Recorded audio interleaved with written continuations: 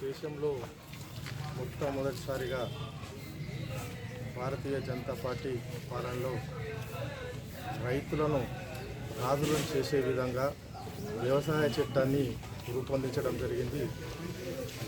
ఈ చట్టం పరిధిలోకి రైతులకు లాభాలు కురిపించే అంశాలే ఉన్నాయి తప్ప వేరే ఏమి కావు. వివిధ పార్టీలు ఈ చట్టంపై దుష్ప్రచారం చేస్తున్నాయి. కాబట్టి మేము రైతులకు ఈ చట్టంపై అవగాహన కల్పించే విధంగా ఇక్కడ మోస్రా సొసైటీ పరిధిలో రైతులకు అవగాహన కల్పిస్తున్నాము.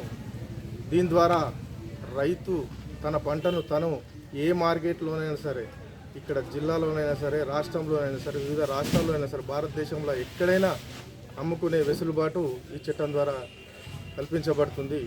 ఏదైతే కార్పొరేట్ సంస్థలు ఉన్నాయో కార్పొరేట్ సంస్థలే వచ్చి రైతుకు ఈ వరి ధాన్యం కానీ ఏ ధాన్యానైనా కొనుగోలు కోసం ఒప్పందం కుదుర్చుకునే స్థాయికి ఈ చట్టంలో